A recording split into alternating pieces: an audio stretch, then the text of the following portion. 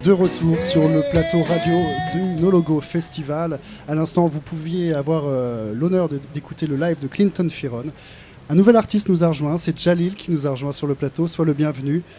J'espère que tout va bien. Ton concert s'est terminé il y a quelques instants. Comment as-tu trouvé la vibes ce soir au No Logo? Jah Lil, welcome on the radio No Logo. We hope everything is well for you. You just have your own concert finished a few minutes now. How was it for you? Yeah, thank you for having me.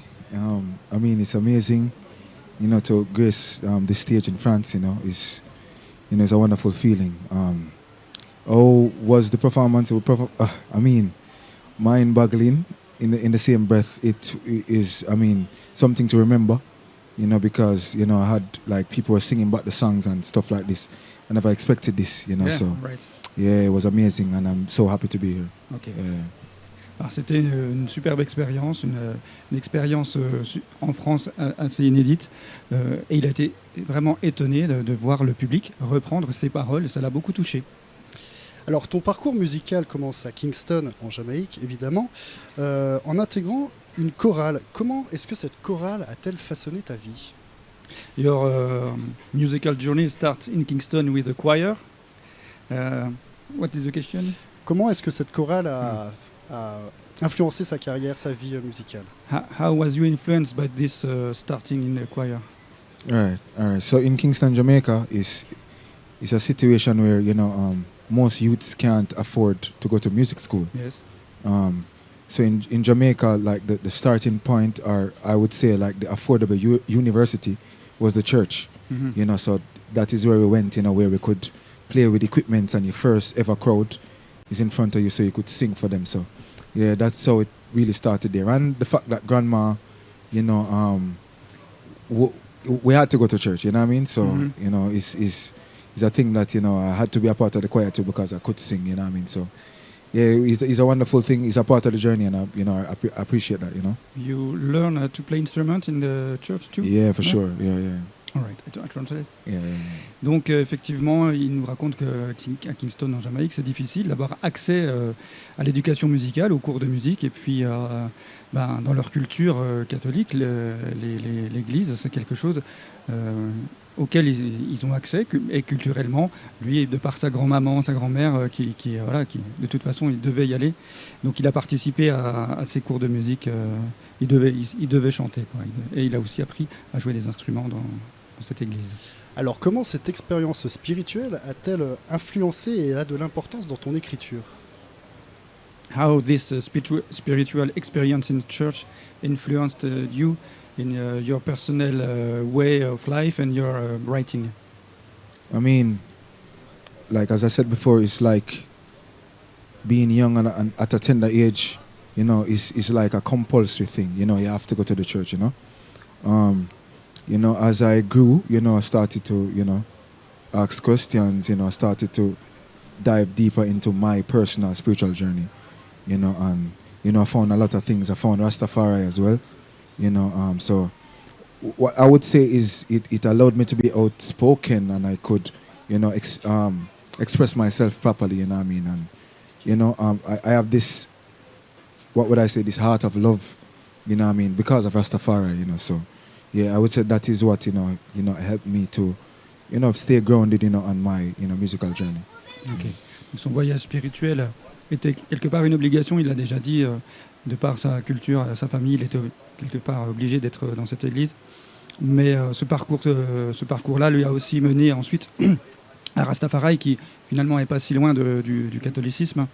Et puis c'est comme ça qu'il a grandi, qu'il a trouvé qu'il avait une réponse à des questions et un amour à exprimer. Et voilà, maintenant c'est comme ça fait partie de lui. Tu as remporté un concours, le JCDC, avec le morceau Whipping Man. Quel impact est-ce que ça a eu sur ton début de carrière? When you won the JCDC competition, it really, how did it change your life? Yeah, for sure, because at that time, I was very, poor, and I wanted to be, catapulted in the music industry. And the only way for me to, to allow people to, see this face, hear a voice, was to enter a competition, entered it, never with the intention to win it, just to be seen and heard, and I won the competition. Met a guy called Danny Brownie, from Main Street Records, like he's an icon in the business, and yeah, from there on then recorded a song called One Wrong, One Right, and it was amazing from them. At this point, were you already Rastafari? Yes, yeah. After the competition, I kind of basically, told them the direction that I wanted to take, you know what I mean? But the competition was gospel though. Yeah, Yes. it was. Ah, Yeah, it was. ok. Donc il a participé à cette compétition de chant gospel sans spécialement vouloir la gagner, mais voilà, déjà de pouvoir montrer son visage et faire entendre sa voix. Et puis en la gagnant, il a eu accès à l'industrie musicale en Jamaïque par le biais du producteur que tu vas citer tout à Danny l'heure. Brown. Voilà. Et c'est comme ça qu'il est rentré dans un côté plus technique, plus musical, plus show business. Enfin, je ne veux pas dire show Oui. business, mais en tout cas autre chose que l'amateurisme. Et puis, donc voilà. Je lui ai demandé ensuite en retour si en gagnant ce concours, en participant à ce concours, il avait déjà eu sa foi Rasta. Il dit que voilà, les choses se sont plutôt enchaînées après parce que comme c'était un concours gospel, voilà, il était resté plutôt dans une identité, on va dire, en tout cas publique gospel. Et c'est ensuite que musicalement, il a pu exprimer le côté Rasta. Justement, je reviens avec cette collaboration avec Danny Brownie. Comment est-ce qu'elle t'a ouvert les portes du monde du reggae? How did this collaboration with Danny Brownie open the door of the reggae world, the reggae game industry? Yeah, for sure. Like, as I said, he's like an icon in the business. Yes. So, once, there was an old school way of introducing artists to the industry, where in which a top producer would say, like, I'm introducing this guy. So, at that time, he waved a banner to say that, I'm bringing Jah Lil on the scene, on the reggae scene. Yeah, and because of the, the connections he had, it was so easy for people to listen to me. And So he produced you on stage more than in studio, or you recorded in studio and then after you were put on stage by him. or no, I recorded in studio, Yeah. but also when I met him, I recorded in studio also with him, and yeah, I mean, as I say, he has a lot of connections, so because he mentioned my name, a lot of people started to listen to him. So it's a mouth-to-mouth thing, What you mean? talk to talk. Yeah, I don't know the expression. I translate the French expression in English and it's good. Yeah. Le bouche à oreille, mouth to ear. Yeah. Okay, it was like that. Ok. Jah Lil, il avait déjà accès à des studios, mais donc avec lui, il a eu aussi avec donc Danny Brown, il a accédé à son studio à lui. Mais c'est beaucoup les relations de Dan Brown qui l'ont propulsé, puisqu'en fait, il a beaucoup parlé de lui, il l'a poussé, il l'a mis en avant. Donc ces relations t'ont amené à l'album Can Man I Cry, avec beaucoup de choses qui balancent sur les émotions personnelles et les problématiques sociales. Comment est-ce que tu as écrit cet album? In this album, you manage things between personal experience and more social. How did you produce this? How did you make the part between these two subjects? Yeah, so you're saying I made it more personal than commercial? No, not like that. Not commercial, social. You Social. have a social writing. Right. You write about society, Yeah, okay. and also you have a writing about yourself. Personal thing, yeah. For me, like, expression of music for me is it has to be an experience, and I find that oftentimes, from your experiences, people can relate to that as well, so I think that's how the two connected, where I was singing a lot about myself and my experiences, and people could relate to what they were going through, in that album. C'est principalement selon ses expériences, selon son vécu, qu'il écrit. Ensuite, les autres peuvent se reconnaître, se relier à ces sujets-là par effet miroir. Aussi, moi, je peux traduire ça comme ça. Très bien. Dans les morceaux comme Above Water ou Warn You, il y a un message profond, mais avec une vibe authentique. Est-ce que tu peux nous parler de ces morceaux? In this, it's difficult to translate. In these two songs, Right. Above Water, Above Water And and Warn You. Warn You, Mhm. yes. There is.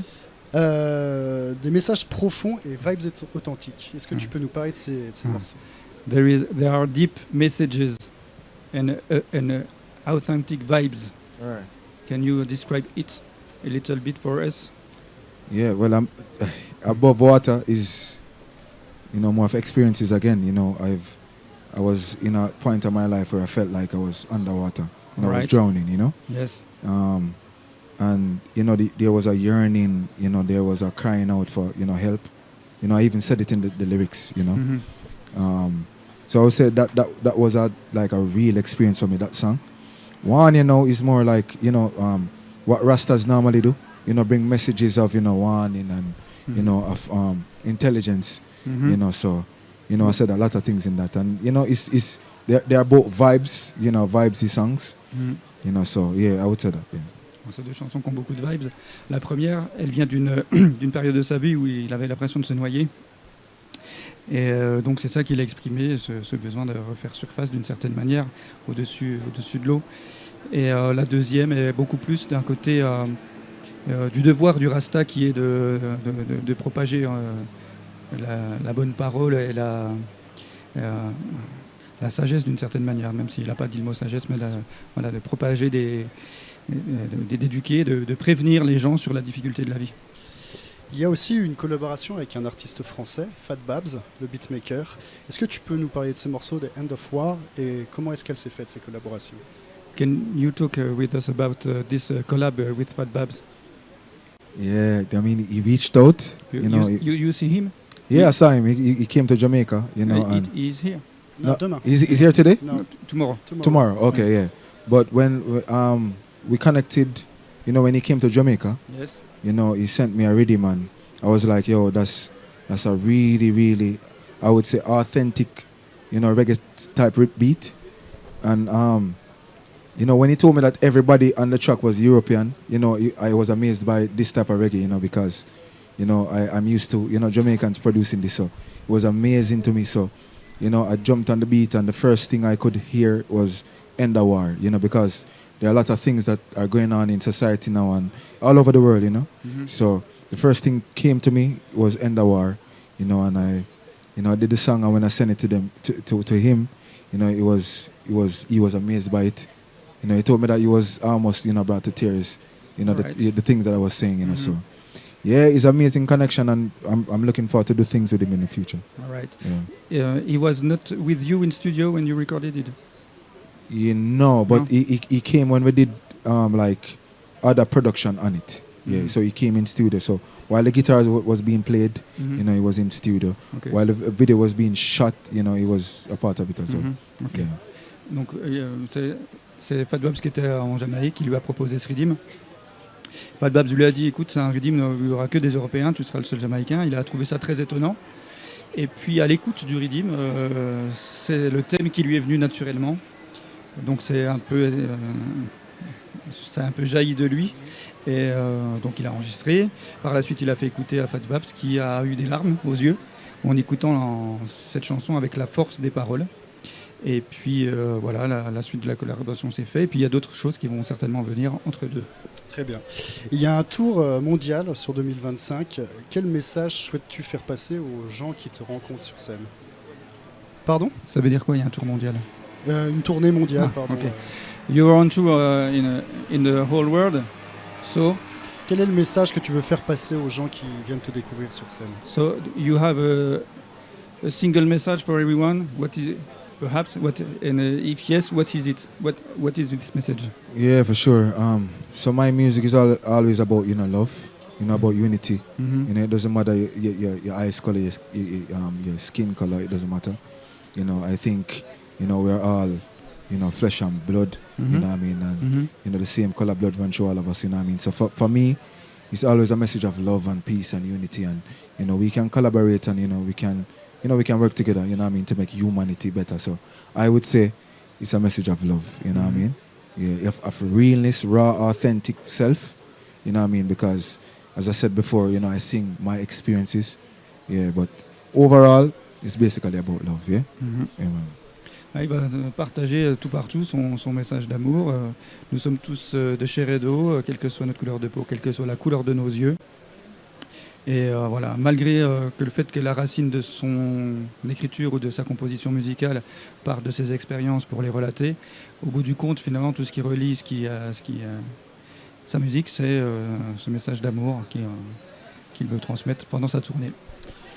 Merci beaucoup. On va passer à la deuxième partie de cette interview avec la Rhythm Roulette. Donc je rappelle le concept pour ceux qui nous rejoignent maintenant. Il y a des rhythms qui sont notés. Jah Lil peut la faire tourner et faire un freestyle.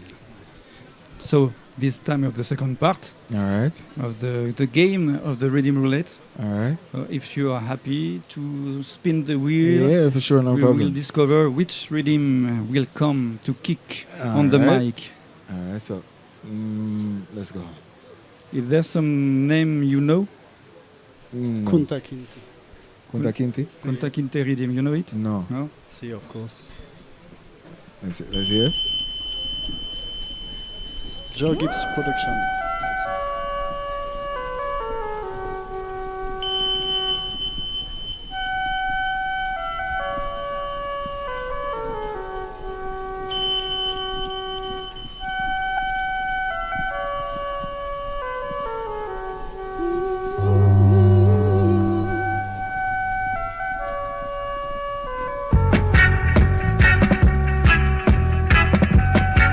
Savina, in every traffic, I said I'm dangerous. So no try to stop me move out of the way. Say Savina, in every traffic, said I'm dangerous. Don't try to stop me, no. Give me the sound and give me the style and give me the people. Give me the birds and give me the vision, give me the vehicle. Pulling in the traffic and I'm fully automatic Babylon. Run over the people. Rolling man a cart like Honda. Who judge, let no man put us under. Food and waste, people dying from hunger. Now go take your base, my deep pass me the plunger. Call me Zaire, no. In a heavy traffic, I said I'm dangerous. So no try to stop me move out of the way. Says I no. In a heavy traffic, I said emergency. That's right? Yes. Yeah, man. Thank you so much. Yeah, man. Welcome, man. Welcome. Thank you very much. Yeah, man. It was great. Yeah, for sure. Oh, you said it's merci beaucoup. Yes. Yes. Merci beaucoup. Merci beaucoup. Yeah. So thank you. On va te remercier. Est-ce que tu as prévu d'aller profiter quand même un peu la soirée avant de reprendre la route?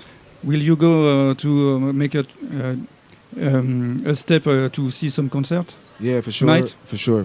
Yes. Definitely want to see Brandon Spear. Yeah. Yes. Yeah, for sure. So I'm gonna do that. Oh, and you will be in the festival with everybody? Yeah, for All sure. right. Yeah, Okay. for sure. Okay. Yeah, because nothing more than a intimate feel. You know what I mean? Mhm. So being close to people. Sometimes I know the stage can separate us. Yes. But yeah, intimate, close. So have a nice night, Yeah, man. Respect a every nice time. music night. Yeah, man. Thank you so much. Thank Merci you to be beaucoup. here. Merci beaucoup. Et nous, on va continuer avec de la musique de Jah Lil. Et puis, dans quelques instants, on vous retransmettra d'ailleurs le concert en direct de Burning Spear. On vous dit à tout à l'heure sur Radio No Logo.